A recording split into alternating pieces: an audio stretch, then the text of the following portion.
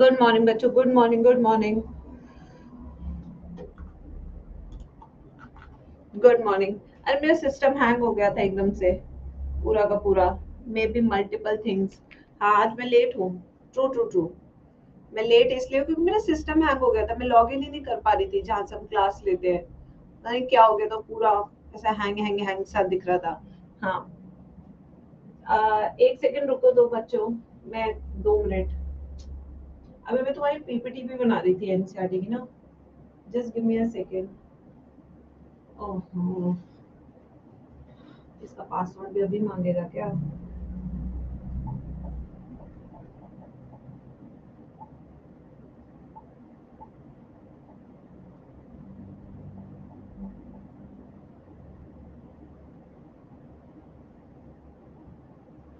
देखो कितना सब करना पड़ता है क्लास से पहले, देखो तुम ही देख लो। क्लास लेना आसान नहीं है। आज टाइम इसलिए चेंज किया है क्योंकि मुझे गुड़गांव जाना है, इसीलिए। आज सारे टीचर्स गुड़गांव जा रहे हैं। हम्म। इसलिए मैंने क्लास टाइम चेंज कराया। चलो भाई, ये रहा। एक चीज तो ये रही। मैम आप कौन सा हेयर ऑयल यूज करते हो? मैं कोई हेयर ऑयल यूज नहीं करती, मैं ट्रीटमेंट करा लेती हूँ थोड़ा बहुत बालों का। हाँ। आज केमिस्ट्री की क्लास नहीं थी इसलिए मैंने ही ली है क्लास। यही पर्पस था क्लास करने का। अरे भाई, करो करो करो।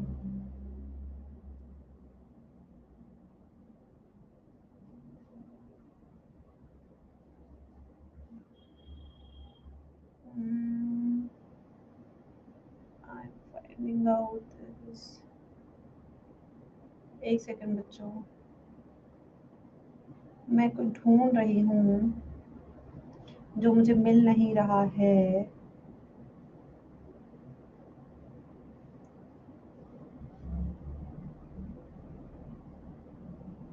एक्चुअली चैप्टर ना मैं आज रीड नहीं कर पाई। मैम क्यों जा रहे हो? कुछ चीज का लॉन्च है। मैम जीजी सर की क्लास सुबह नहीं हुई। बेटा मैं इतना ध्यान नहीं रखती। हाँ, मैं अपना संभाल लूं पहले। अपना इतना काम है मेरे जीवन में। 2 मिनट रुको, इतने रिवाइज करो कुछ चीज। चैप्टर निकालो, रीड करो। कर रही हूँ क्लास शुरू।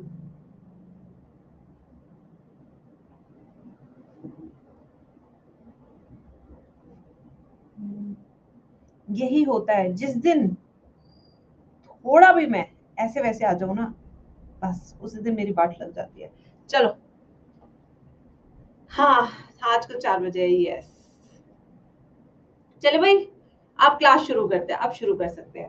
तो जैसे कि आपको पता है कि यह आखिरी चैप्टर है प्लांट फिजियोलॉजी का, जिसका नाम है plant growth development, plant growth hormone, जो भी नाम है भाई।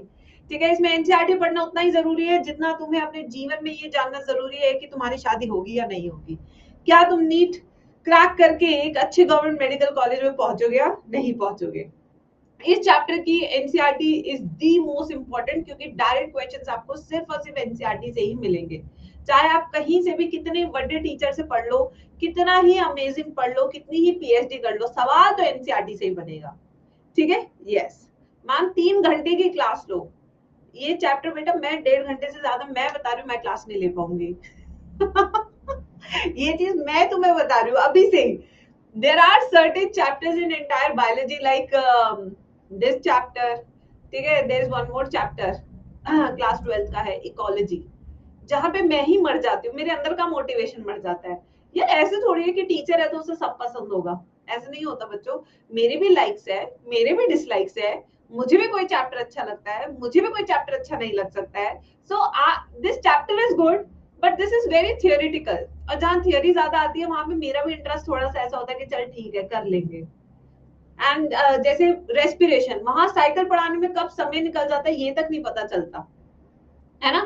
तो वहां पे दिमाग लगता है ना। एक्चुअली ये क्या है, बस रटना है, बस ये चीज है इस चैप्टर में। तो मेरा दिमाग इसके साथ नहीं सेट होता है ज्यादा। चले बच्चों, फिर आज की क्लास शुरू करते हैं। चैप्टर को शुरू कर रहे हैं प्लांट ग्रोथ एंड हार्मोन से। जिसमें पहला पार्ट ऑफ द चैप्टर आज जो हम स्टार्ट करेंगे वो करेंगे इसके प्लांट ग्रोथ से. So today we are going to start with the first part of the chapter that deals with plant growth. Please सब heading लिखेंगे. मैम फेवरेट बायोटाइप बहुत लेट आएगा. हाँ fancy. Oh my God. Fencing. Fancy. Ma'am आप MSc gold medallist हो. Yes. I am a bachelor's physiology topper of Delhi University also. चलिए भाई, तो प्लांट ग्रोथ एंड डेवलपमेंट पे आ रहे हैं. प्लांट ग्रोथ पे हमारे हैं, ठीक है. तो जिसमें सबसे पहले आज की क्लास में हम जो टॉपिक शुरू करेंगे वो क्या हमारा ग्रोथ. तो चलिए आइए ग्रोथ समझते हैं बच्चों. What is growth? ये चीज मैंने लिविंग वर्ल्ड में भी पढ़ाई है, बट बहुत सारे ऐसे बच्चों में जिन्होंने लिविंग वर्ल्ड में से नहीं पढ़ा है, तो क्यों ना वापस से उसको रिवाइज किया जाए, वापस से उस पर थोड़ी सी दृष्टि डाली जाए. ठीक है. तो क्या होती है ग्रोथ? ग्रोथ एक डिफाइनिंग फीचर है या एक कैरेक्टरिस्टिक फीचर है. कैरेक्टरिस्टिक फीचर वो होता है जो लिविंग पे भी एप्लीकेबल होता है, जो नॉन लिविंग पे भी एप्लीकेबल होता है. और डिफाइनिंग फीचर वो होता है जिसमें कोई डाउट मत रखना, यानी कि वो एक्सक्लूसिव टू लिविंग होता है, वो नॉन लिविंग के ऊपर एप्लीकेबल नहीं होता है. जैसे मेटाबॉलिज्म, कॉन्शियसनेस. ठीक है. तो सबसे पहले ग्रोथ कैसा फीचर है? ग्रोथ एक तरह का कैरेक्टर स्टेट फीचर है. कैसा फीचर है गाइस? लिविंग वर्ल्ड का भी क्वेश्चन बन सकता है, यहां से भी क्वेश्चन बन सकता है. It's a characteristic feature for all living organisms. For all living organisms. ठीक है. ये एक ऐसा फीचर है जहां पे आप देख सकते हैं लिविंग पे भी है, नॉन लिविंग पे भी एप्लीकेबल है. दो तरह की ग्रोथ है. एक होती है अंदर से ग्रोथ, एक होता है अंदर से उत्साह. ठीक है. Intrinsic growth. इंट्रिंसिक ग्रोथ क्या है? अंदर से ग्रोथ, यानी कि मैं अंदर से सोच चुका हूं कि मैं बढ़ चुका हूं. ठीक है. यस. अंदर से ही सोच आ जाती है कि मैं बढ़ चुका हूं. ठीक है. जैसे कि मैं जब डाइटिंग करती हूँ तो मुझे लगता है मैं पतली हो रही हूँ. बाहर से दिखे या ना दिखे, मन से तो दिख रहा है ना मैं कमजोर हो चुकी हूँ. वैसी वाली ग्रोथ बच्चों. ठीक है. अंदर से जो ग्रोथ हो रही है. ठीक है. क्या चल रहा है अंदर से? So it is the internal growth. It refers to what? It refers to internal growth of an organism which is shown by living organisms. तो जब अंदर से ग्रोथ होती है तो ऐसी ग्रोथ अक्सर हम किन ऑर्गेनिजम्स में देखते हैं? लिविंग ऑर्गेनिज्म में, लिविंग ऑब्जेक्ट्स में देखते हैं. ठीक है. वहीं पे एक और ग्रोथ आती है जो बाहरी ग्रोथ है, जैसे एक्सट्रिंसिक ग्रोथ. जैसे कि कुछ लड़के आपने देखे होंगे जिनकी हाइट कम रहती है, उनके बाल बहुत ऊंचे रहते हैं. ठीक है. हाइट कम रहती है बट बाल खड़े होते हैं. जैसे कि ओवरऑल जो हाइट है ऐसे इल्यूजन पैदा हो कि लंबा है, जबकि लंबा नहीं है. समझिए बात को. जैसे छोटी लड़की है, लहंगे के नीचे इतना बड़ा हील पहनेगी. जैसे पंडित जी कहते बेटा चप्पल उतार के आइए फेरों के लिए, तो पता नहीं है, दिखती ही नहीं है, क्राउड को दिख ही नहीं रही है. ऐसी ग्रोथ जो बाहरी ग्रोथ है. ठीक है. जैसे माउंटेन रेंजेस पे आपने क्या किया? खूब सारी बर्फ लगा दी तो ऊंचाई हो गई हो, है ना, ऊंची हो गई चोटी. ऐसी ग्रोथ जो बाहरी ग्रोथ है, अंदर से नहीं हो रही, बाहर से हो रही है गाइस. ठीक है. यस. तो ऐसी को क्या बोलते हैं? एक्सट्रिंसिक ग्रोथ, जो कि हम किस में देखते हैं? नॉन लिविंग ऑब्जेक्ट्स में देखते हैं. Sand dunes, mountains. ठीक है. तो ये कैसी ग्रोथ है? यस बच्चों, कैसी ग्रोथ है? This is external growth. This is defined as external growth, which you see in case of non-living objects like mountains, sand dunes. ठीक है. कुछ भी ले सकते हैं आप. मैम तो और दिया छोटी हाइट वाला. Now this was the actual case. There is my cousin. ठीक है. She is 4.9 in height. तो उसका रिश्ते के लिए हम रोके पे गए. ठीक है. तो आपने अक्सर सुना होगा कि जब लड़की का रिश्ता देखने जा रहे होते तो कोई और घर की जवान लड़की नहीं जाएगी. ये इसलिए ऐसे कहते हैं कि क्या पता वो ना पसंद आ जाए, तो जो हमारा टारगेट है वो डिस्प्लेस ना हो जाए. तो अब हुआ कि मैं लेकर गई अपनी कजन को. मेरी भी शादी उस टाइम नहीं हुई थी, तो मैंने कहा कि चल नाम मैं नहीं लूंगी, तुम लोग कुछ कर सकते हो घपलाबाजी. ठीक है. तो मैंने कहा चल चल चल. फिर इतनी बड़ी हील उसने पहन ली. ठीक है. और मैंने उसको भेज दिया. फिर मेरे मामा ने कहा अरे तू नीचे क्या कर रही है, तू ऊपर आ जा. मैंने कहा नहीं मामा, क्या पता उन्हें मैं पसंद आ गई तो. ठीक है. मामा कहते चुप बैठ, लड़का ही 5'5" का है, वो तुझे पसंद नहीं करेगा. मैंने कहा ओह मामा, now this is safe, I will come now. क्योंकि लड़के की भी हाइट कितनी है? 5.5 फुट. मैं हूँ 5'7". तो अब जब मैंने देखा अच्छा ये तो बड़ा सेफ साइड है, तो मैं भी चली गई कि चलो खाना पीना तो मस्त मिलेगा आज खाने को, वो तो खाए पिए, है ना। यस बच्चों। तो अब क्या हुआ, लड़के वालों ने, उसकी माँ ने बोला, लड़की की माँ ने, जो करंट उसकी सास है, कहती कि आप हील उतारो। अभी हील उतारी, मुझे यकीन नहीं हुआ ये इतनी छोटी है, क्योंकि उसने सूट पहना है प्लाजो वाला, उसमें हील दिख नहीं रही थी, और उतारी, मैंने कहा अबे पूजा है, सॉरी, अरे मेरी कजन है कहाँ, वेयर इज शी। तो ऐसे बढ़ा लेते हैं, इल्यूजन पैदा कर लेते हैं। ठीक है बच्चों, यस। तो ऐसी चीजें होती रहती है लाइफ में काफी सारी। अब आ जाओ ग्रोथ। अब इन केस ऑफ यूनिसेल्युलर ऑर्गेनिजम्स भी देख लेते हैं बच्चों। यूनिसेल्युलर ऑर्गेनिजम्स, यूनिसेल्युलर, ठीक है, यस। अब यूनिसेल्युलर ऑर्गेनिज्म, यार तुम कुछ करना मत यार, प्लीज यार, प्लीज, गलती से निकल गया। तो यूनिसेल्युलर ऑर्गेनिजम्स में growth is synonymous to dash, यानी कि जब जब ये ऑर्गेनिज्म रिप्रोडक्शन करता है तब तब हम उसको ग्रोथ कंसिडर करते हैं। क्यों? क्योंकि जब भी डिवीजन होता है तो टेक्निकली ग्रोथ भी हो रही है और रिप्रोडक्शन भी हो रहा है। तो यूनिसेल्युलर ऑर्गेनिजम्स के केसेस में growth is synonymous to what? Synonymous to reproduction.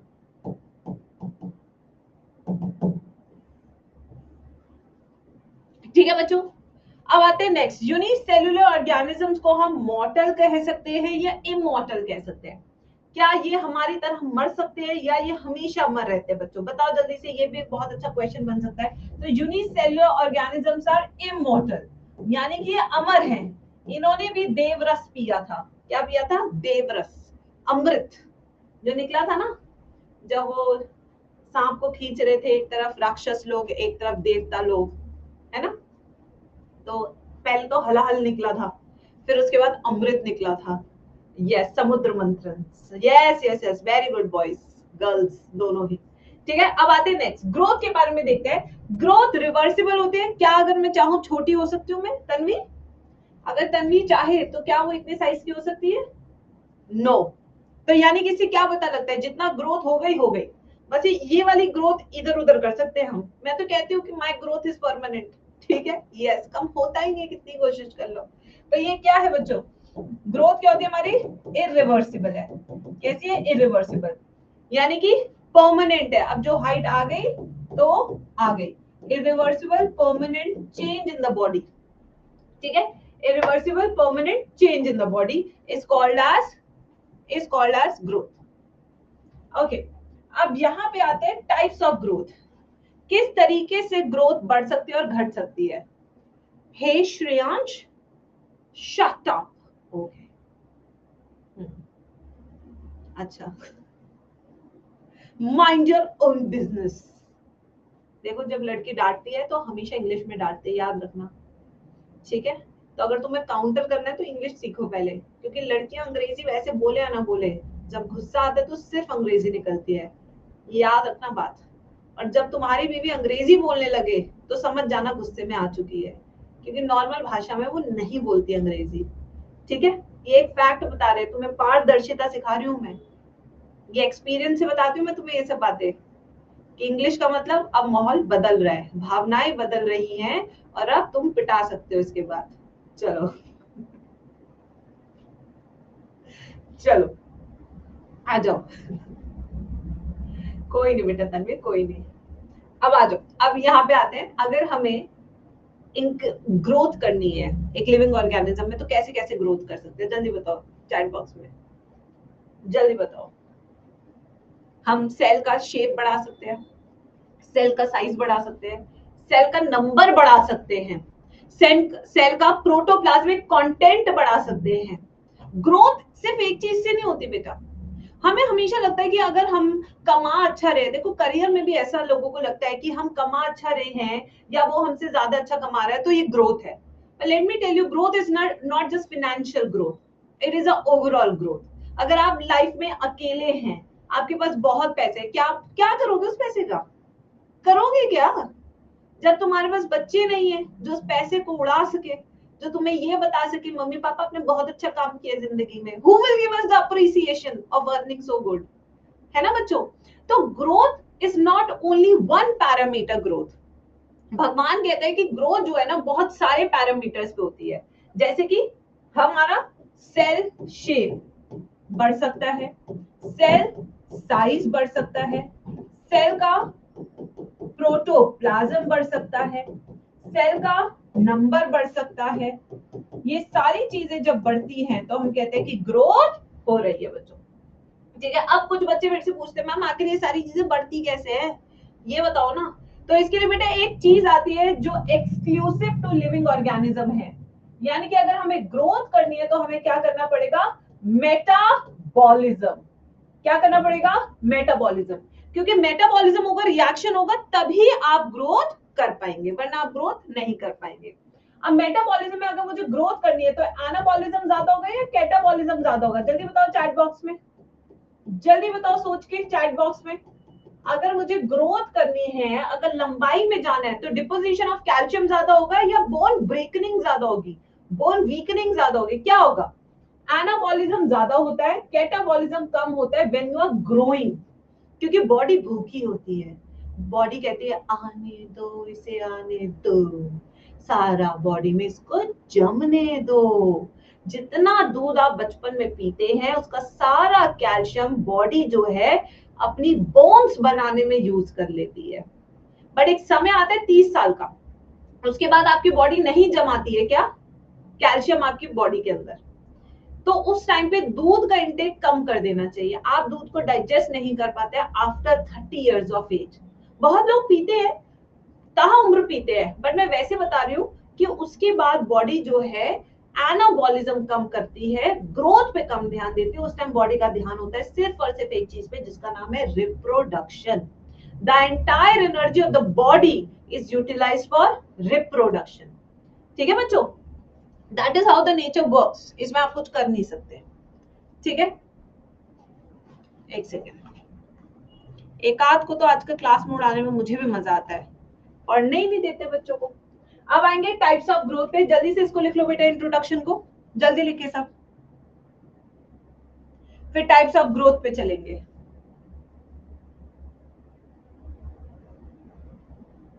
लिख लिया, बहुत इजी है, ऐसा कुछ है नहीं कि बहुत अलग है। अब आते हैं बच्चों टाइप्स ऑफ ग्रोथ। ये भी मैं मॉर्फोलॉजी वाले चैप्टर में पढ़ा चुकी हूँ।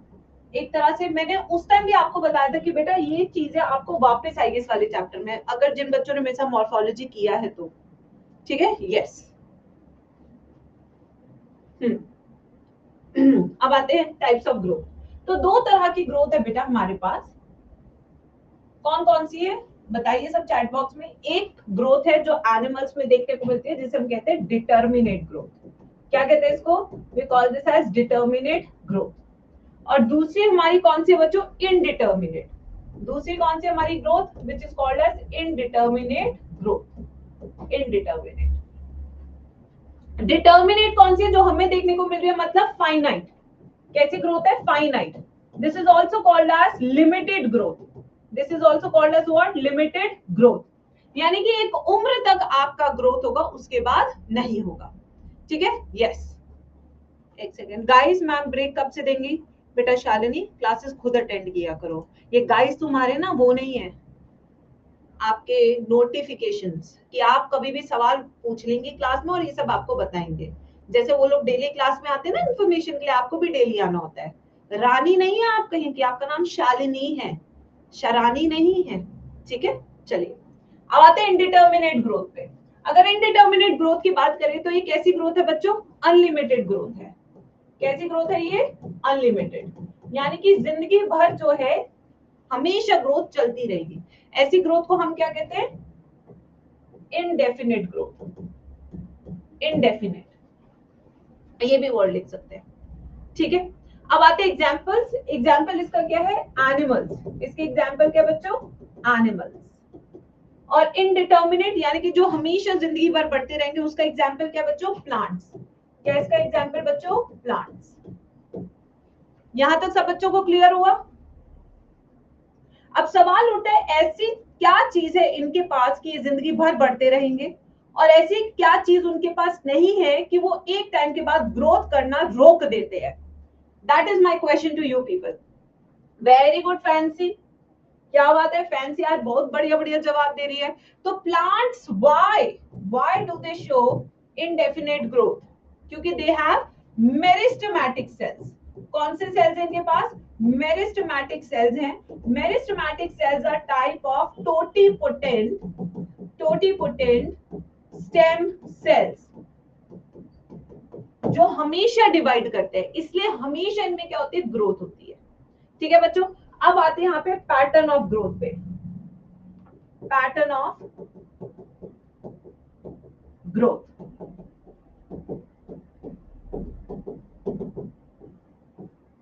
एक एनसीईआरटी का डायग्राम बना लेते हैं फिर इस बात पे.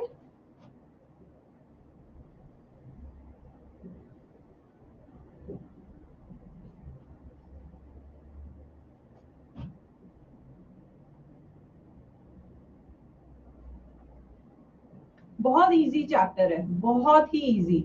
मैं तो इस चैप्टर को रिवीजन चैप्टर कहती हूँ, सच बताऊं तो.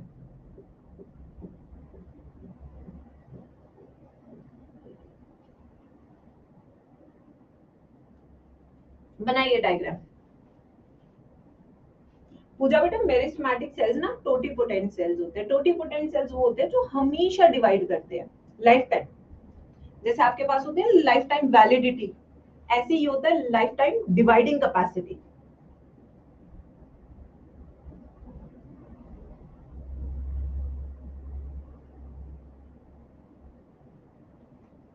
चलो बच्चों आइए सब देखिए इधर.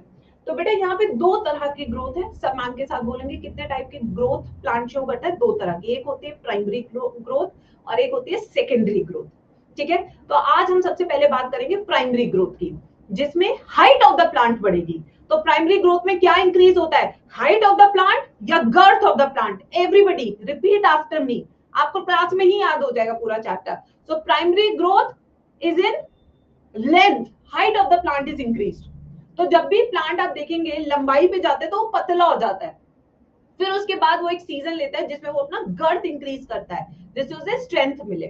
ठीक है. तो सबसे पहले प्राइमरी ग्रोथ पे आ रहे हैं. प्राइमरी ग्रोथ के लिए इसके पास दो तरह के मेरिस्टेमेटिक टिश्यू होता है. कितने तरह का मेरिस्टेमेटिक टिश्यू होता है? दो तरह का. पहला जो मेरिस्टेमेटिक टिश्यू है इसका नाम है शाम, और जो रूट के पास होता है उस मेरिस्टेमेटिक टिश्यू का नाम है राम. शाम की फुल फॉर्म क्या है? शाम stand for shoot apical meristem. This stand for shoot apical meristem, and RAM stands for root apical meristem. जब शाम डिवाइड करेगा तो शूट इलोंगेट करेगा. When this divide, the shoot elongates. Shoot elongation यानी कि ऊपर की तरफ पेड़ की लंबाई दिखेगी. जब राम डिवाइड करेगा root apical meristem, this will lead to root elongation, यानी कि जो आपकी जड़ें हैं वो और ज्यादा धरती में धसती चली जाएंगी. ठीक है. This is your primary growth. अब आते हैं सेकेंडरी. अब सेकेंडरी या जिसे हम कहते हैं लेटरल ग्रोथ, उसमें क्या इंक्रीज कर रहे हैं? गर्थ. प्राइमरी में height of the plant, secondary में गर्थ ऑफ द प्लांट, यानी कि उसकी चौड़ाई, कितना ताना मोटा रहेगा. ठीक है. तो यहाँ पे गर्थ को इंक्रीज करने के लिए इसके पास क्या होते हैं? इंटर या इंट्रा फैसिकुलर वैस्कुलर कैम्बियम, ये होते हैं. जब ये डिवाइड करते हैं, जब ये वाला कैम्बियम डिवाइड करता है, vascular cambium, then the girth of the plant increases. और इसको हम कौन सी ग्रोथ कहते हैं? We call this as secondary growth और lateral growth of plant.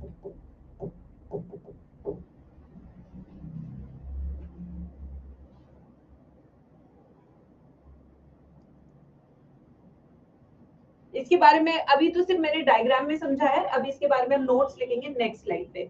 फटाफट से बच्चे सब पहले डायग्राम बनाएंगे अच्छे से. अब इसके नोट्स बचे हैं.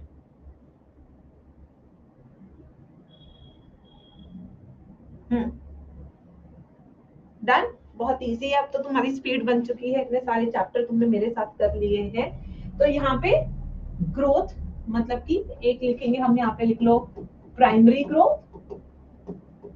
Primary growth results in lengthening of dash and dash. बेटा पूरा चैप्टर ऐसे ही याद करेंगे डैश के फॉर्म में, क्योंकि थियोरेटिकल चैप्टर है, ठीक है। In shoots dash is present while in roots dash is present। ठीक है, तो सबसे पहले रिजल्ट्स इन, अंग्रेजी देख रहे हो, results in lengthening of. Lengthening किसकी हो रही है? रूट्स की भी लेंथनिंग होती है और शूट की भी लेंथनिंग होती है, ठीक है। In shoots we have dash meristematic tissue, shoot apical meristem. और रूट की लेंथनिंग के लिए कौन रिस्पॉन्सिबल है? रूट एपिकल मेरिस्टम, ठीक है। Primary growth is seen in both dash plants and dash plants. किस किस में प्राइमरी ग्रोथ देखने को मिलती है? सिर्फ डाइकॉट्स में, सिर्फ मोनोकॉट्स में, या डाइकॉट्स में भी देखने को मिलती है और मोनोकॉट्स में भी देखने को मिलती है? What should be the best answer guys? What should be the best answer? दोनों में देखने को मिलती है, मोनोकॉट्स में भी एंड डाइकॉट्स में भी, दोनों में देखने को मिलती है। इवन जिम्नोस्पर्म्स में भी देखने को मिलती है, सब में देखने को मिलती है, ठीक है। फिर आते हैं secondary growth. Secondary growth is also called as dash growth। बिल्कुल केजी की तरह पढ़ा रही हूँ, लिटरली वाला चैप्टर, जैसे केजी में नहीं पढ़ाते डैश कर करके। क्या कहते हैं? सेकेंडरी ग्रोथ का दूसरा नाम क्या है? Lateral growth. याद रखनी है एक एक चीज, लेटरल ग्रोथ कहते हैं, ठीक है। Now secondary growth is seen in dash and dash. ना ये दो डैश मैंने इसलिए दिए जिससे कि आप कंफ्यूज हो सके कि मैम ऊपर भी दो डैश थे और नीचे भी दो डैश है, बट हमें आपने ये पढ़ा है कि मोनोकॉट्स में नहीं होती क्या सेकेंडरी ग्रोथ, तो आखिर ये दो डैश में क्या आएगा? वेरी गुड वेरी गुड, कुछ बच्चों ने बिल्कुल सही आंसर दिया है। फ्यू स्टूडेंट्स हैव गिवन, आरोही ने बिल्कुल सही आंसर दिया है।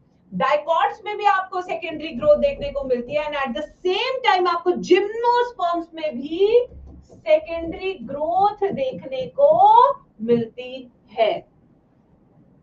देखा कैसे दो डैश में कुछ बच्चे कंफ्यूज हुए, ठीक है। Now secondary growth is responsible for increase in dash of plant.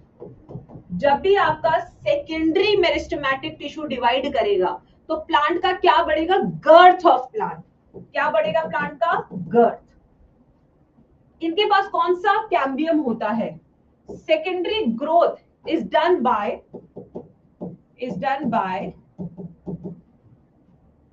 fascicular cambium tissue।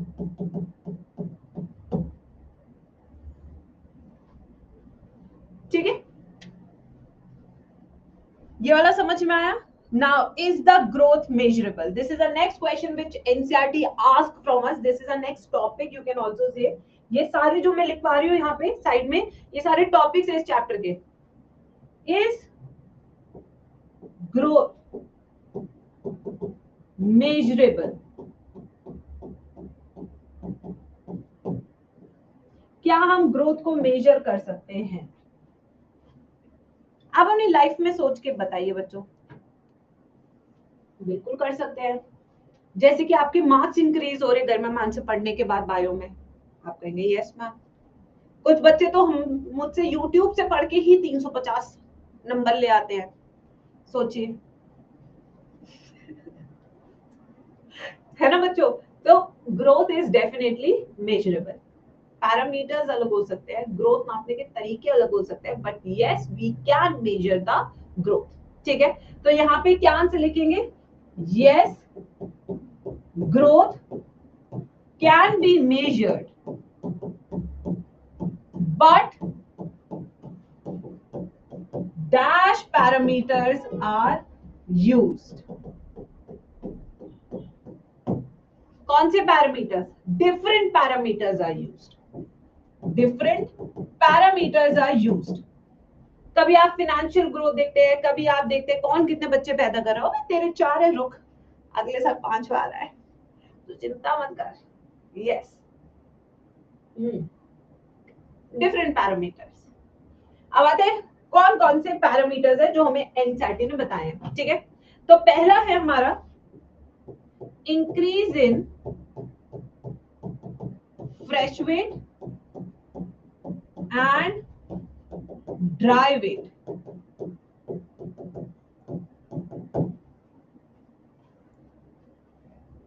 आप एक फ्रूट लाते हैं बाजार से, बिल्कुल ऐसा गुदगुदा होता है, जब आप हफ्ता भर, अनार में सबसे ज्यादा मुझे चीज देखने को मिलती है which is evaporation of water. जब हम अनार लाते हैं इतना बड़ा बड़ा अनार आता है, उसे जब 10 दिन नहीं खाओ तो वो छोटा सा पिचकोला सा हो जाता है, कड़क सा हो जाता है बिल्कुल। तो जब हम अनार लाए तो वो वेट क्या था हमारा? Fresh weight. और जब हमने 10 दिन तक अनार नहीं खाया उसके बाद वो पिचकोले अनार का जो वेट है that is called dry weight. तो टेक्निकली इन 10 दिनों में हुआ तो हुआ क्या? पानी उड़ गया उसका बस। अभी क्या करते हैं ना, लीची आती है, आपने देखा होगा भैया लोग लीची के पत्ते भी रखते हैं लीची के साथ जिससे वेट बढ़े, फिर उसके ऊपर दे धनाधन पानी मारते रहेंगे। क्यों? जितना ज्यादा पानी डालोगे उतना ज्यादा आपकी लीची फ्रेश रहेगी, उतना उसका वेट बढ़ा रहेगा। वहीं पे अगर बिना पानी के आप खरीदोगे लीची तो आपको लीची ज्यादा मिलेगी क्योंकि उसका वेट कम हो जाएगा। तो ये बेटा ये सब चालें हैं, ये चालबाजियां हैं जो तुम्हें समझनी है जब तुम अभी सब्जी लेने जाओगे अपने जीवन के कार्यकाल में, ठीक है, और फ्रूट लेने जाओगे तो तुम्हें ये सब देखना होगा कि कौन पानी छिड़क रहा है, कौन बिना पानी की सब्जी दे रहा है, क्योंकि वो पानी वाला इंस्टेंट वेट बढ़ा रहा है। आपको समझना होगा गाइस, यही तो है कि जो मैं तुम्हें क्लासेस में पढ़ाती हूँ। ठीक है, तो increase in fresh weight and dry weight. So fresh weight में विद वाटर होता है, with water, and dry weight में क्या होता है? Only biomass. इसमें क्या होता है? ओनली बायोमास रहता है। तो ड्राई वेट हमेशा कम होगा as compare to fresh weight. So this we see most often in case of fruits, cherries, अभी क्या रहे? आलू बुखारा, प्लम्स। मैम पत्ते कट, अरे लेनी ही चाहिए, आज गोभी इतनी महंगी थी और हमारी चाची जी ने बोला कि आपको गोभी की सब्जी बना के लानी है रक्षाबंधन पे। मैं आज गई सुबह गोभी लेने के लिए, गोभी वाला डंठल के साथ दे रहा था। मैंने कहा डंठल निकाल तब लूंगी गोभी। वो कहता है ऐसे मत करो मैम। ठीक है, मैंने कहा नहीं मैं तो नहीं लूंगी, बहुत महंगी हो रही है ऐसे तो। सोचो, डंठल कटवा के गोभी लेकर आई, लड़ के गोभी एक्स्ट्रा आई ना, आधा किलो गोभी। तुम समझ नहीं रहे हो बेटा, ये सब ऐसे ही होता है। आप सोचो, अब रक्षाबंधन वाले दिन जाएंगे गोभी की सब्जी लेके, बढ़िया से गोभी गोभी दिखेगी, आलू कम गोभी ज्यादा। चलो लिख लिया, अब आते हैं नेक्स्ट। अब नेक्स्ट इसमें कौन सा पैरामीटर है? ऐसे बहुत सारे पैरामीटर है। नेक्स्ट पैरामीटर लेंगे इंक्रीज इन सरफेस एरिया। क्या है बच्चों? Increase in surface area. चलिए आइए इसका एक डायग्राम बना के दिखाते हैं। अभी बारिश के दिनों से पहले अगर आपने ऑब्जर्व किया अपने घर के पेड़, तो उनके पत्तियों का साइज इतना था, इतना छोटा। बारिश होते ही क्या होता है? ये एक्सपोनेंशियली ग्रोथ करते हैं प्लांट्स। अब यही पत्ती का साइज ये हो गया, ये देखिए सरफेस एरिया बढ़ा या नहीं बढ़ा लीफ का? दिस इज ऑल्सो ग्रोथ यार, बढ़ तो गया ना सरफेस एरिया ऑफ लीफ, बस यही ग्रोथ है। ठीक है, तो this we see in case of leaf. Example क्या है इसका? Leaf. Then we have another parameter. अब तीसरा पैरामीटर क्या है? Increase in cell number. Increase in cell number. अब सेल नंबर किसके केस में बढ़ रहे हैं? ये आपके मेज में बढ़ रहे हैं। मेज यानी भुट्टा, ठीक है, मेज यानी भुट्टा। अमेज के केस में अगर देखें तो आपके पर आवर कितने सेल डिवाइड होते हैं, क्या लिखा एनसीईआरटी ने? 1,75,000 सेल। ओ माय गॉड, नहीं 17,500 सेल। थैंक यू बेटा, पक्का ना 17,500 है। तो 17,500 cells are divided per hour। तो एक घंटे पहले 17,500 सेल कम थे, अब एक घंटे बाद 17,500 सेल बढ़ चुके हैं। तो यहाँ पे cell number is increase in case of maize, भुट्टे के केस में। ठीक है, फिर आते हैं एक नेक्स्ट लेते हैं। नेक्स्ट इसमें पैरामीटर और क्या ले सकते हैं बच्चों? Cell size. The cell size you can see in case of watermelon, मतलब number of cells remains the same but the size of the cell increases so much that the watermelon becomes a watermelon। ठीक है, जैसे कि अब cell ये दो है, अब बच्चों इनका साइज कुछ इतना बढ़ गया, ये देखो सेल साइज इज इंक्रीज, क्योंकि इसमें पानी भरता जा रहा है, पानी भरता जा रहा है। वाटरमेलन,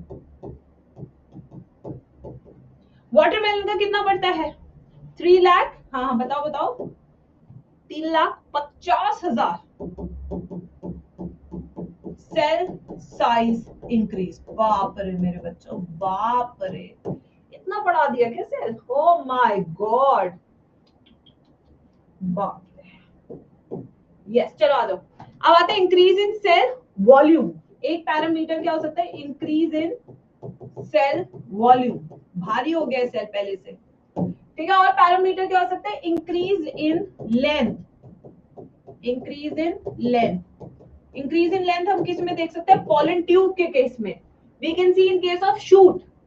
किसके केस में देख सकते हैं increase in length? Pollen tube के केस में। शूट स्टेम की हाइट में देख सकते हैं। पहले पेड़ इतना था, पेड़ इतना हो गया, बढ़ तो गया गाइस। मैम इसलिए पेट भर जाता है, यस बिल्कुल सही, इसलिए पेट भर जाता है बेटा वाटरमेलन खाने से। ये लिख लो इसको। वॉल्यूम वाले का एग्जांपल ऐसा एनसीईआरटी ने दिया नहीं होगा, इसलिए मैंने लिखवाया भी नहीं है। आप फेज अरे करा रही हूँ बिटिया मोनिका, बच्चों को लिखने का टाइम दे रही हूँ, अच्छी हो ना मैं बहुत टीचर। चलो अब आते हैं बच्चों फेजेस ऑफ ग्रोथ। अब मैं डायग्राम बनाऊंगी और जितना आपको आता बताने की कोशिश करना, क्योंकि हम मॉर्फोलॉजी में भी ये चीज कर चुके हैं। This is the second time I am repeating the same thing. ठीक है मैम, अभी ज्वाइन किया है, कितने पेज हो गए बेटा? बहुत पेज हो गए बेटा। क्यों क्यों बेटा इतना लेट क्यों आती हो तुम? सिंगल रह जाओगी। आजकल लड़के देखे हमने वेट नहीं करते हैं, बहुत बदमाशी हो रही है आजकल। मैं तुम्हारा भला चाहती हूँ इसलिए बताती रहती हूँ ये सब। आजकल बहुत बदमाशी हो रही है हर जगह।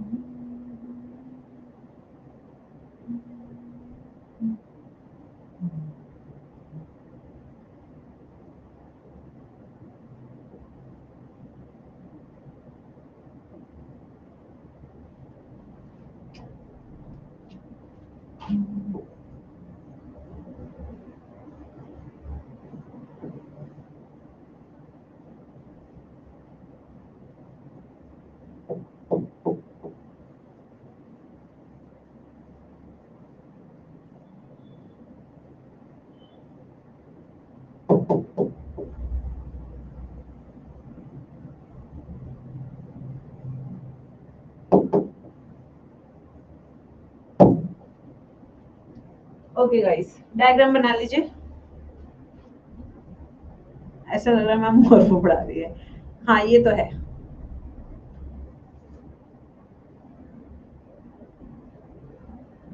मैम बैकलॉग ही खत्म नहीं हो रहा। बैकलॉग तुम्हारा बन कैसे जाता है? वो तो यही समझ नहीं आता। क्लास डेली होती है, हफ्ते में एक आध तुम्हें छुट्टी भी मिल ही जाती है, कुछ ना कुछ प्रॉब्लम आ ही जाती है हर टीचर की। पता नहीं कैसे बैकलॉग बन जाता है। बायो क्लास में ही याद करा देती हूँ मैक्सिमम तो मैं।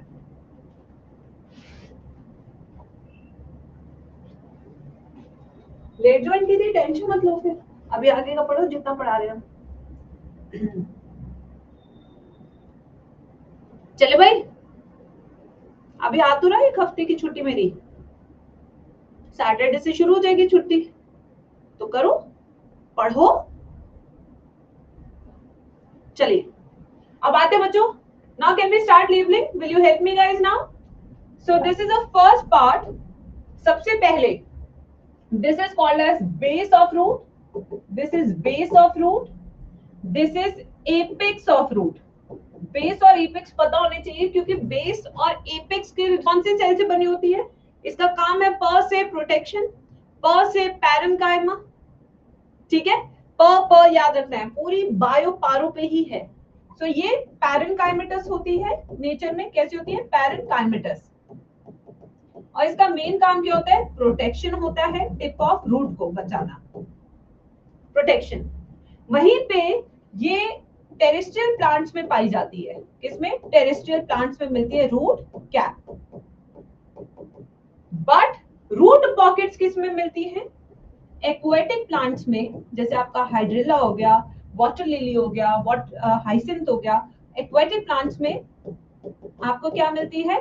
रूट पॉकेट्स, जिनका मेन काम क्या होता है? बॉइंसी प्रोवाइड करना, जिससे ये जो पेड़ है ये फ्लोट कर सके पानी के सरफेस पे। वो पंछिया नहीं होता, वो डेजर्ट में मिलता है वो पंछिया। फिर इसके ऊपर का केस चलते हैं, जहां पे आपका राम प्रेजेंट है। राम यानी कि ये वाला जो जोन है, this is called as zone of meristematic tissue. ये मेरिस्टेमेटिक जोन है, यानी कि यहाँ के सेल्स हमेशा क्या करेंगे? These are the dividing, they have dense cytoplasm. कैसे साइटोप्लाज्म होता है? डेंस साइटोप्लाज्म होता है। और इनका न्यूक्लियस कैसा होता है? लार्ज न्यूक्लियस होता है। कैसा होता है? लार्ज न्यूक्लियस होता है, जिससे कि जल्दी से डिवाइड कर सके, काफी न्यूट्रिएंट रिच होता है। इनके पास क्या होते हैं बच्चों? प्लाज्मोडेस्मेटास। साइटोप्लाज्मिक कनेक्शन बहुत होते हैं, प्लाज्मोडेस्मेटास होते हैं इनके पास, बहुत सारे साइटोप्लाज्मिक कनेक्शंस। और क्या होता है बच्चों इनके पास? यस, सेल वॉल कैसी होती है इनकी? प्राइमरी सेल वॉल होती है। प्राइमरी सेल वॉल जो कैसी होती है? फ्लेक्सिबल होती है। फ्लेक्सिबल, बहुत ज्यादा रिजिड नहीं होती है, फ्लेक्सिबल होती है। जो क्या कर सके? थिन होती है, thin and flexible. Yes, thin and flexible होती है। ठीक है बच्चों, यहाँ पे हमने कर लिया। अब आते हैं नेक्स्ट, यानी कि इसके ऊपर वाला जोन जो कि काफी बड़ा जोन है, ये क्या हमारा? Zone of elongation. कौन सा जोन है हमारा? Zone of elongation. अब यहाँ पे क्या हो रहा है? क्या हो रहा है यहाँ पे? लार्ज सेंट्रल वैक्यूल है। सबसे बड़ा फीचर क्या इन सेल्स के पास क्या है? लार्ज सेंट्रल वैक्यूल, जिसके कारण इनका साइज क्या है? बड़ा हुआ दिखेगा आपको, बड़ा साइज दिखेगा सेल का। और क्या देखने को मिलेगा बच्चों? Cell wall starts to develop, cell wall thickening start हो जाती है, सेल वॉल थिकनिंग बिगिंस। मोटी होनी शुरू हो जाती है, पूरी मोटी नहीं हुई है, मोटी होनी शुरू हो जाती है। Overall cell size, overall cell size increases. ठीक है, अब आते हैं नेक्स्ट। सबसे ऊपर वाला जोन कौन सा है? This is zone of maturation. कौन सा जोन है ये? Zone of maturation. ये जो हमारा जोन ऑफ मैच्योरेशन है, इसके पास यूनिसेलुलर या मल्टी सेलुलर रूट हेयर है। कैसे रूट हेयर है? इनके पास है यूनिसेलुलर रूट हेयर। और इन रूट हेयर का काम क्या होता है बच्चों? What is the function of root hair? To increase the surface area, to increase surface area for absorption of water and minerals. ठीक है बच्चों। अब नेक्स्ट, यहाँ के सेल्स कैसे होते हैं? दीज आर नॉन डिवाइडिंग, यहाँ के सेल्स नॉन डिवाइडिंग होते हैं और स्पेशलाइज्ड होते हैं to perform a function. Differentiated cells होते हैं टेक्निकली। इनकी जो सेल वॉल होती है वो थिक होती है, they have thick cell wall जो कि रिजिड होती है, फ्लेक्सिबल नहीं होती है।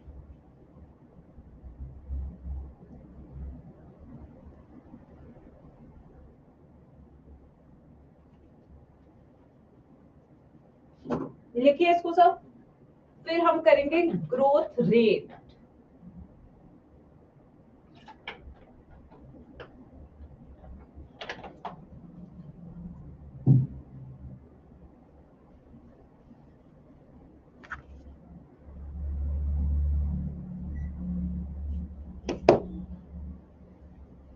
मैम रूट है, यूनियन मल्टी दोनों होते नहीं, यूनि होते हैं।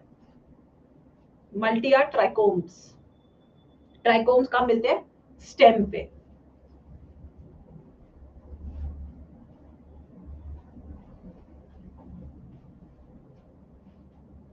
बेस ये होता है चौड़े वाला रूट का, एपेक्स ये टिप होती है, ठीक है। मैम नींद का बताओ, बहुत नींद आती है, बहुत नींद आती है, तो सो ही जाना 1-2 दिन लगातार, फिर 3 दिन तक नींद ही नहीं आती। मेरे साथ भी यही हुआ, मैं 2 दिन से बहुत सोई, ठीक है, संडे मंडे में बहुत सोई, अब कल रात से नींद ही नहीं आ रही है, नींद ही भाग गई, बताओ। अब आते हैं नेक्स्ट टॉपिक पे which is called as growth rate. चलिए लिखिए, ग्रोथ रेट्स। देखो बेटा, ग्रोथ हो रही है बट किस रेट पे हो रही है, आजकल सबसे इंपॉर्टेंट सवाल यही है। टैरिफ इंक्रीज हो रहे हैं बट कितने दिनों में इंक्रीज हो रहे हैं, आजकल सवाल ये है। हर दिन 25% टैरिफ बढ़ा दिया जा रहा है, तो यानी कि tariff rate is increasing so fast, है ना बच्चों?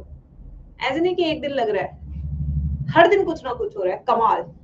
यही चीज है, ग्रोथ तो सबकी हो रही है, अब आपके नंबर इंक्रीज हो रहे हैं बट कितने टाइम में, ऐसे थोड़ी 2 साल में इंक्रीज करने हैं, तब तक तो भाई चिड़िया ही चुग जाएगी खेत, तब तक वो हो आ जाएगा आपका क्या, NEET exam. So rate is very important. whatever activity you do, it should be relative to time, it should be time based, क्योंकि अगर टाइम निकल गया और काम उसके बाद हुआ तो फायदा कैसे काम का, समझ रहे हो? तो अगर आप पढ़ाई कर रहे हो, अगर आप प्रैक्टिस कर रहे हो, अगर आप टाइम बेस्ड प्रैक्टिस करोगे तो वो ज्यादा अच्छी प्रैक्टिस है एज कंपेयर टू सिर्फ प्रैक्टिस करना। अगर आप शुरुआत से टाइम बेस्ड प्रैक्टिस करोगे तो टाइम आपके कंट्रोल में रहेगा एग्जाम में, और अगर आप टाइम बेस्ड प्रैक्टिस नहीं करोगे तो आप वक्त के हाथों में रहोगे। ये फर्क है बस, जो वक्त से पहले चलते हैं वो ही वक्त को नियंत्रण कर पाते हैं, जो वक्त से पीछे चलते हैं अक्सर वक्त उन्हें चला देता है, ठीक है। यस, तो ये बात समझो। अगर देखो आज की क्लास थी, आज मैं 9:30 बजे आई, मैं लेट आई as compared to other days, वरना मैं हमेशा पौने घंटे पहले आती हूँ, अपनी पीपीटी बनाती हूँ, एक बार नोट्स रिवाइज करती हूँ, क्लास पूरी सेट करती हूँ और फिर चालू होती है। आज मैं लेट आई तो सारा काम लेट हो गया, इवन सिस्टम भी हैंग हो गया। सो दिस इज वेरी इंपॉर्टेंट कि आप जब भी प्रैक्टिस करें, चाहे फिजिक्स की, केमिस्ट्री की, बायो की, it should always be time based practice की 200 क्वेश्चन इन 1 आवर। अपने टारगेट्स डेली आपने बदलने हैं फिर, ठीक है। तो यही चीज है बच्चों, ग्रोथ रेट। ग्रोथ हो रही है बट किस रेट पे हो रही है, तो हमारे पास 2 तरह का होता है इसमें। एक होता है एरिथमेटिक प्रोग्रेशन। पहला कौन सा बच्चों? Arithmetic progression.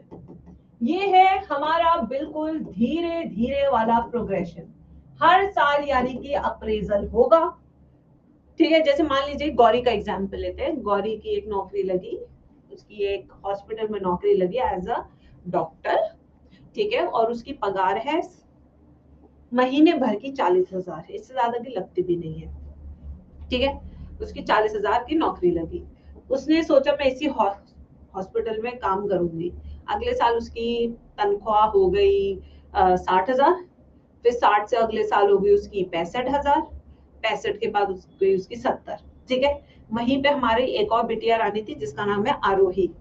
आरोही की भी साथ में नौकरी लगी थी गौरी के सेम हॉस्पिटल में 40,000 पे। ठीक है बच्चों, 40,000 पे आरोही की भी नौकरी लगी। बट आरोही ने कहा मुझे नहीं, मुझे तो और अच्छे हॉस्पिटल में जाना है। जैसे उसने हॉस्पिटल बदला उसकी तुरंत से सैलरी होगी 1 लाख रुपए। Now can you see the difference between both the growth? क्या कोई फर्क दिख रहा है? आरोही ने एक्सपोनेंशियल ग्रोथ की है, सीधा 2x, सीधा 2x। जबकि गौरी हर साल 5-5, 10-10, 20-20 हजार बढ़ा रही है। सो गौरी की जो ग्रोथ है that is a perfect example of arithmetic growth, कि हर साल हम कुछ कुछ ऐड कर रहे हैं। बट जो आरोही की ग्रोथ है दैट इज ऑलमोस्ट 2x, कि भाई मैं आज 40 पे थी, अब मैं 80,000 पे हूं। यही फर्क होता है। जो लोग कंफर्टेबल होते हैं, अक्सर आप लोग पूछते होंगे मैम आप जॉब चेंज करते हो, बेटा हम क्यों नहीं चेंज करेंगे प्लेटफॉर्म? हमें प्लेटफॉर्म क्या देते हैं? देखो कंपनी कभी अपनी नहीं रहती है, हम प्लेटफॉर्म चेंज करते हैं क्योंकि हमें भी ग्रोथ चाहिए होती है अपने करियर में। बट हाँ, इस बीच में किसी बच्चे की पढ़ाई का नुकसान होता है, that is very wrong, that is very wrong. जब भी आप प्लेटफॉर्म चेंज करते तो मेक श्योर कीजिए या तो बच्चे को आप जस्टिफाई कीजिए कि आपने जो पैसे दिए आपके खराब नहीं किए, या फिर उसका सिलेबस उसका रिवीजन कंप्लीट करा के आप शिफ्ट कीजिए, देन इट्स ओके। क्योंकि आपने इस केस में बच्चे का नुकसान नहीं किया। नए बच्चे आप मत एडमिशन लीजिए तब तक, ठीक है? यस, तो ये चीज होती है अगर सॉल्व करना। बड़े बदतमीज हो यार तुम। तुम्हें मैं रियलिस्टिक एग्जाम्पल इसलिए हमेशा बताती हूँ क्योंकि रियलिस्टिक एग्जाम्पल याद होते हैं बच्चों को, उसे पता लगता है। ठीक है, चलो। तो अरिथमेटिक प्रोग्रेशन है यहाँ पे। अब आते हैं यहाँ पे कैसे। यहाँ पे मान लीजिए कि 2 सेल डिवाइडिंग सेल है। अब देखो इसका डायग्राम एनसीईआरटी ने कैसे बनाया। जो कलर्ड बॉक्सेस है दे रिप्रेजेंट्स अ डिवाइडिंग सेल। ठीक है, ये इसमें से मान लीजिए एक सेल ने डिवाइड किया। अब इसमें से इसका एनसीईआरटी का डायग्राम से ही बनाती हूँ, देखो गलती ना हो जाए भाई डब्बा डब्बा खींचने में।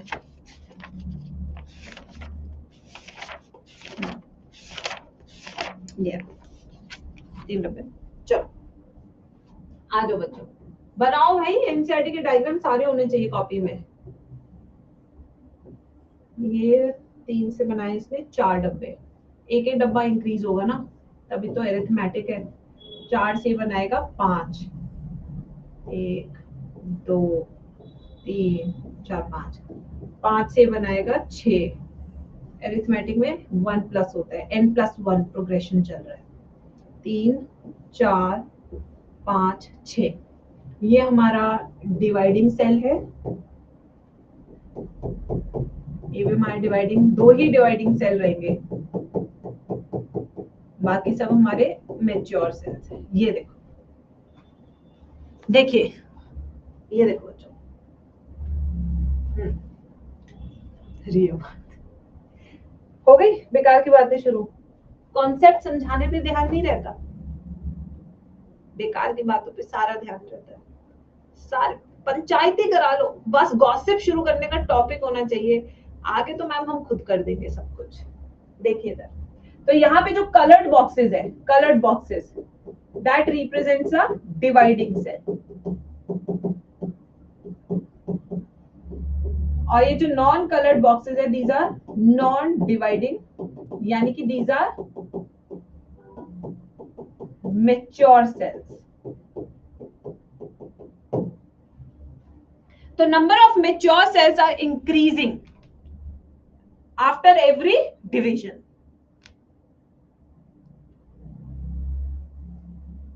तो यहां पे अगर आप देखेंगे बेटा, हर थोड़े समय में मेच्योर सेल बढ़ रहे हैं। तो अगर मैं इसका ग्राफ प्लॉट करूं, दिस इज माय टाइम, यहां पे मैं ले लेती हूँ इसका time,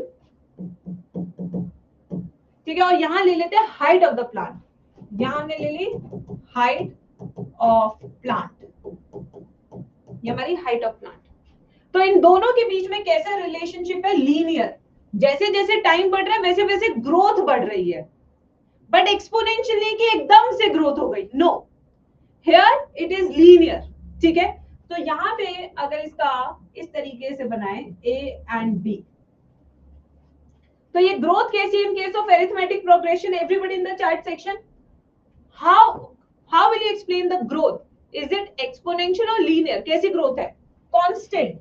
it is a linear growth that you see in case of arithmetic progression. इसकी जो इक्वेशन है वो है LT equals to L naught plus RT. ये सब क्या है मैं अभी लिखवाती हूँ.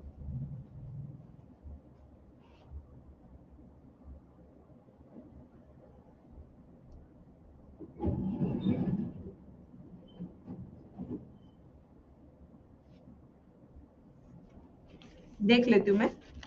एनसीईआरटी मेरे पास सामने ही खुली है. L naught plus RT. बेटा मैंने तो वही लिखा है जो एनसीईआरटी ने लिखा है. तुम्हारा I कहाँ से आया ये बता दो. LT है वो, LI नहीं है. अच्छा ये वाला LT है, TT लिख दिया मैंने, LT. ठीक है. अब देखो यहां से इक्वेशन से पहले समझ गई मैं. अब यहाँ पे जो हमारा LT है, this is length at time t. This is the length of plant at time t. लो फिजिक्स भी पढ़ाती हुई मैम. L नॉट क्या है?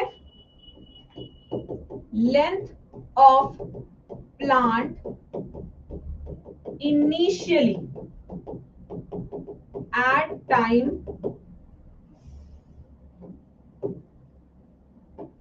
0. At time 0. So L naught के initial length of plant, LT क्या है? Final length of plant. मैंने इसमें अच्छे से और लिखा है, एनसीईआरटी ने बड़े गंदे से लिखा हुआ है. ठीक है. फिर उसके बाद है R is a intrinsic rate, growth rate.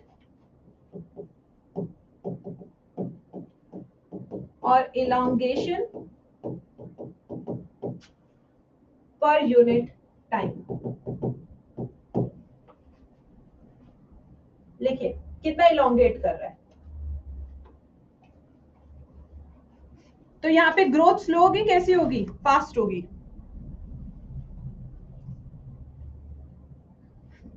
कैसी ग्रोथ होगी? Slow growth.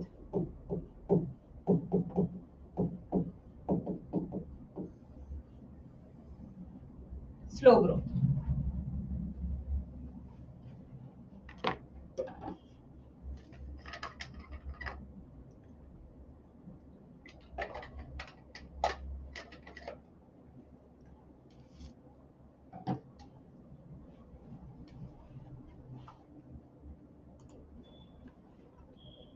ठीक है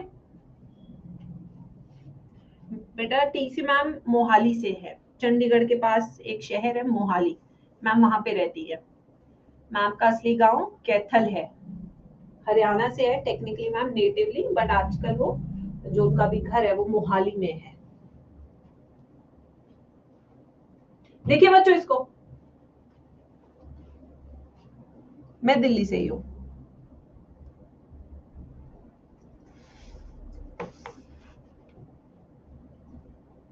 चलो बच्चों अब दूसरी वाली करें, ज्योमेट्रिक प्रोग्रेशन, ज्योमेट्रिक ग्रोथ.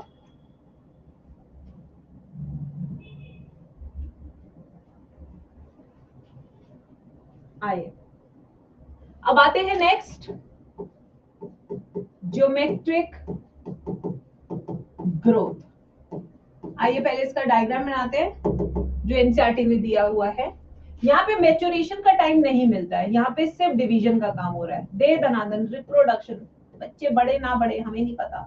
तो 2 से बनेंगे 4, क्योंकि इसका 2 की पावर n रहता है फॉर्मूला, अगर आपने मैथ्स पढ़ा है तो.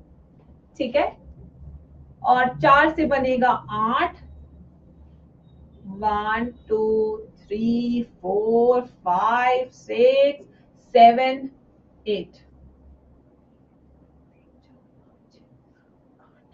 9 बन गए ना. ठीक है. 8 से बनेंगे 16.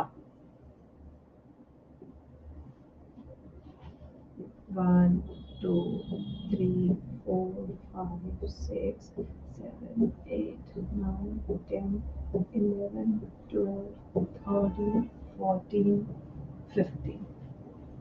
ठीक है, ये सारे हमारे क्या है, dividing cells. No maturation time, number of cell increase करो, मैच्योर अपने आप बाद में हो जाएगा।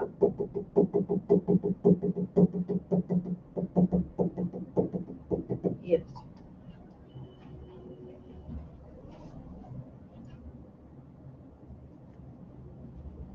तो इसका ग्राफ कैसा आता है, let's understand the graph. This is time,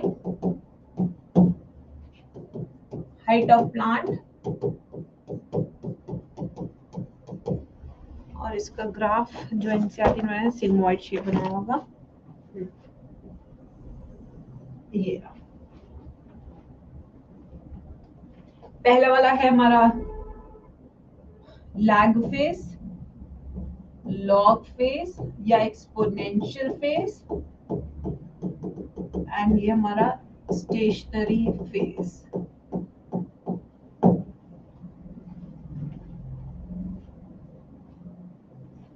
A, B, C, D.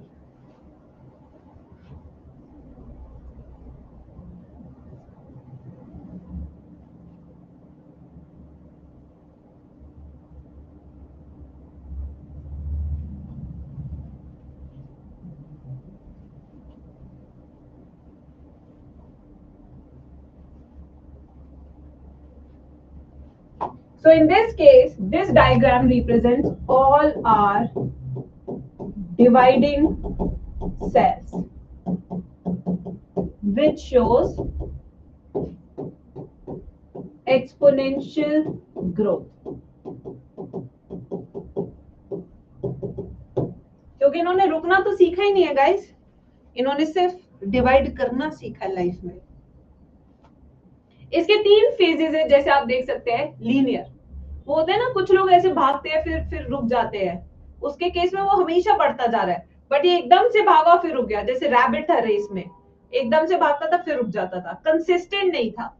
अगर पता है, जो हमारे प्रिपरेटिव एग्जाम्स होते हैं, कॉम्पिटिटिव एग्जाम्स होते हैं, उसमें टॉपर बनना नहीं होता, उसमें कंसिस्टेंट रहना सबसे पहले जरूरी होता है। जो कंसिस्टेंट है वो टॉपर बन जाता है।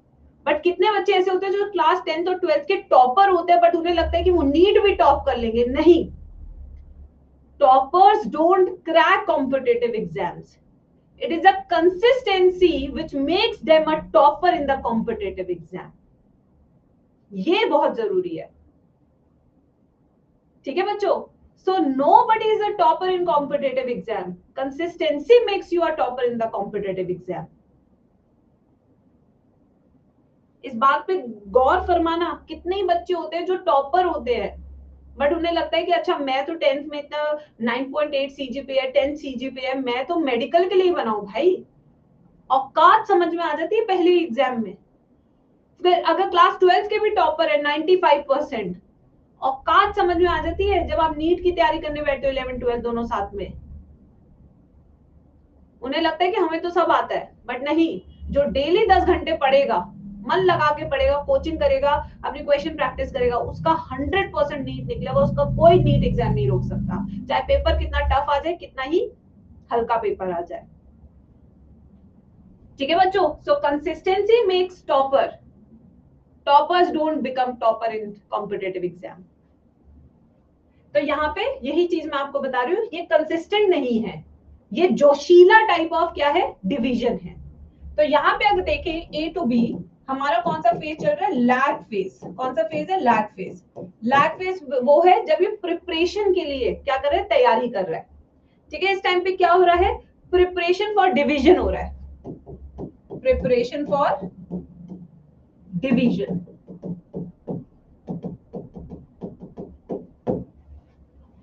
ठीक है, वहीं पे बच्चों बी टू सी लग गई, यानी कि लॉग फेज, एक्सपोनेंशियल फेज। इस फेज में क्या हो रहा है, रैपिड मल्टीप्लिकेशन हो रहा है। क्या हो रहा है, rapid multiplication of sales.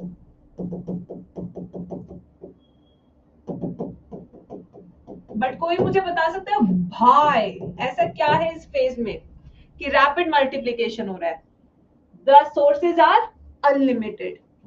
Resources क्या इस टाइम पे? Unlimited, resources unlimited. मार्क्स तो बढ़ेंगे ही ना जब पेपर देना शुरू करती है उसे 2 दिन पहले। बोर्ड में लेकर आया तो 40%, नीट में ला रहा 720, तो कुछ तो मिला है गाइस, कुछ तो हुआ है, कुछ तो मिला है।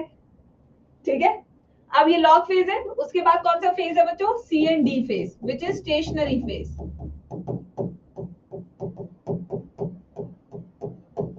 इस टाइम पे there is a constant growth, there is no increase but growth is constant.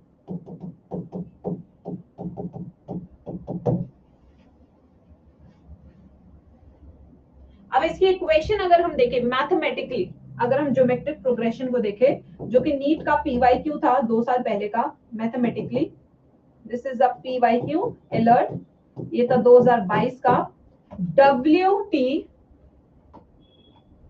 Equals to W naught E R T, exponential equation है, लॉगरिथमिक इक्वेशन। नहीं, ग्रोथ कभी स्टॉप नहीं होगा बेटा, प्लांट ग्रोथ की बात कर रहे हैं ना मेरे प्यारे बच्चों। पूनम, प्लांट ग्रोथ में कभी भी ग्रोथ रुकती नहीं है, बट कभी बहुत तेजी हो सकती है, कभी बहुत कंसिस्टेंटली बढ़ सकती है, बट ग्रोथ कभी रुकेगी नहीं। ठीक है बच्चों, plant growth indeterminate. Now what is W T? Final size. W T represents a final size, fruit का हो सकता है, कुछ भी हो सकता है। W T represents a final size. ये वेट हो सकता है, सरफेस एरिया हो सकता है, दिस कैन बी वॉल्यूम, कुछ भी हो सकता है ये। ठीक है, फिर डब्ल्यू नॉट क्या है? The initial size, initial size, weight, surface area या वॉल्यूम। आर क्या था बच्चों? आर अभी बताया था, आर क्या था? Growth rate. क्या था? Growth rate. और टी क्या था? Growth time.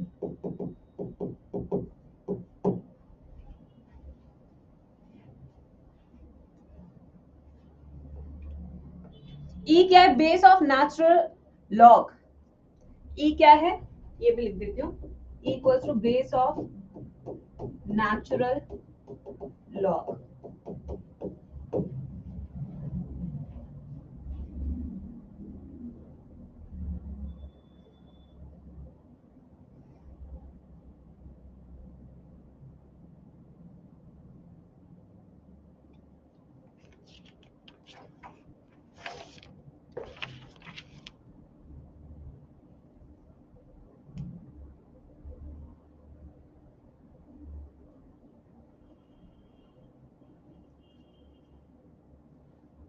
यस बच्चों, यहां तक सबको समझ में आया? दोनों इक्वेशंस, दोनों टाइप ऑफ ग्रोथ, एक स्लो है बट कंसिस्टेंट है, एक फास्ट है बट इनकंसिस्टेंट है।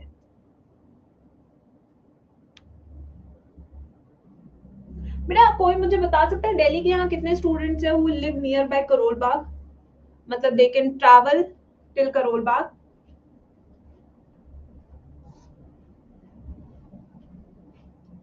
आज जितने भी दिल्ली के स्टूडेंट है, मैं एक फॉर्म दूंगी बेटा, आप सबने एक फॉर्म भरना है दिल्ली के स्टूडेंट्स को।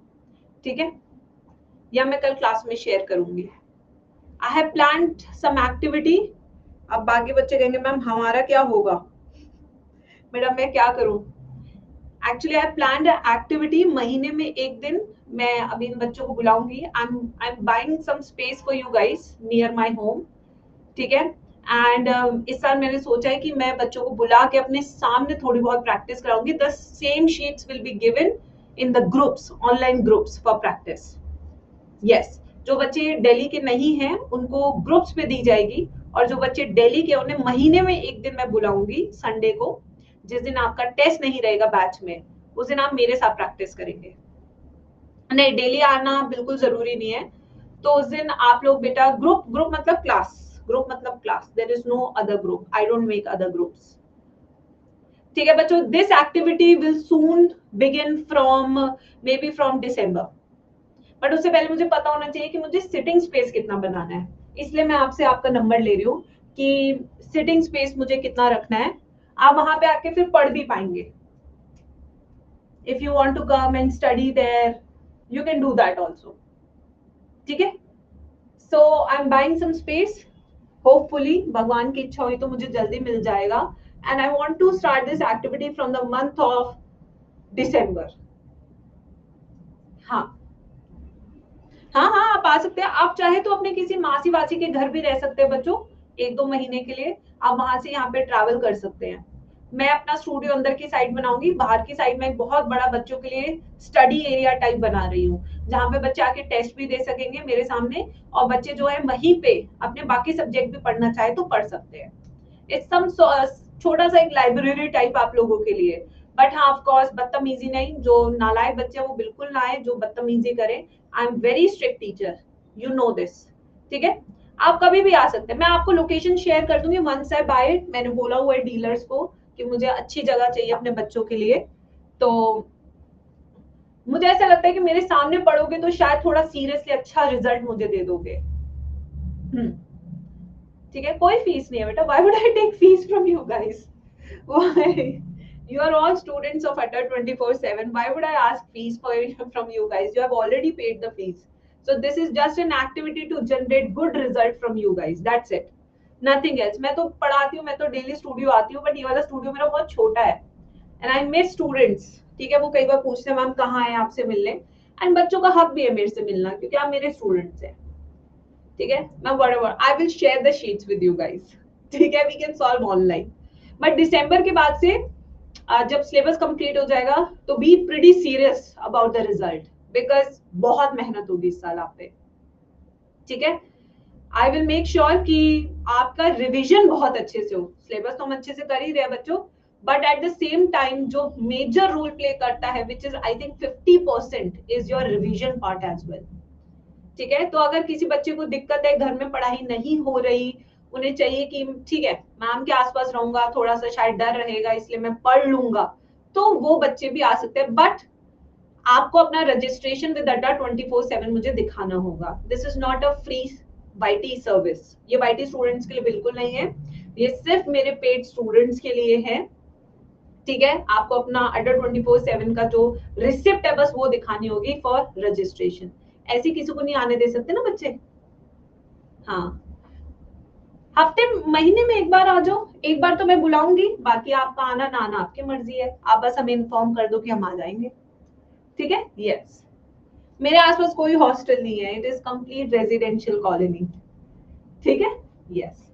चले, तो यहाँ पे हमने कर लिया बच्चों. अब नेक्स्ट हम कल की क्लास में करेंगे. कल की क्लास में हम कवर करेंगे आपका relative and absolute growth rate, differentiation, D differentiation कल करा दूंगी, डेवलपमेंट करा दूंगी, और प्लांट ग्रोथ रेगुलेटर्स. चैप्टर बहुत छोटा है, आपको पता ही है. कल की क्लास लंबी होगी क्योंकि आज मुझे गुड़गांव जाना है. एंड दिसंबर के बाद जो भी बच्चे दिल्ली के हैं, I will float a form tomorrow in the class. Please register. मुझे उससे पता लग जाएगा. और अगर आप, मैं उसमें फ्रीक्वेंसी भी लिख दूंगी कि आप कितना विजिट करना चाहते हैं in the library section of the studio. तो उसमें फ्रीक्वेंसी में आप लिख सकते हैं कि यू आर कंफर्टेबल महीने में 1 बार, या महीने में 4 बार, या एवरी संडे. तो वहां पे मैं लिख दूंगी, तो उस हिसाब से आप बता देना. Plus the only thing which is required, which you have already paid, is your fees receipt, which you have done with Adda 24/7. No other student will be allowed there. Every day if you want to come, you can also come. ठीक है बच्चों? Yes. So I live in Karol Bagh. It's a very popular place in Delhi. Everybody knows Gafar Market, Karol Bagh Market. मेरा घर वहीं पे ही है. But first let me buy out my space. Hopefully in next 2 months I will get it done. पूरा prepare करा लूंगी मैं उसे. ठीक है. यस. चलो, तो अब दिसंबर के लिए तैयार हो जाओ. काफी कुछ है जो इस साल आने वाला है तुम लोगों के लिए, जिसमें हम काफी कुछ करेंगे. चाहे ऑफलाइन सपोर्ट हो, ऑनलाइन सपोर्ट हो, सब तरह का सपोर्ट आपको दिया जाएगा, so that you give me very good result. Yes, I am a main teacher. हाँ, मैं लालची हूँ. मैं खुद कह रही हूँ मैं लालची हूँ. ठीक है. चलो बेटा, मैं दिल्ली में रहती हूँ ना, इसलिए. एक्चुअली मेरे लिए क्या होता है ना, वहां पे मैं यूट्यूब पे पढ़ा लूंगी लाइव. उस टाइम आपको पता है दिसंबर के बाद हम यूट्यूब पे लाइव बहुत जाते हैं, तो स्टूडियो में मैं वहीं पे पढ़ा लूंगी, बाहर ये लोग पढ़ लेंगे। जब क्लास खत्म होगी, कुछ होगा पूछने पाछने वाला काम तो कर लेंगे, और शीट्स दे दूंगी मैंने। ठीक है, चलो बाय बाय, टेक केयर।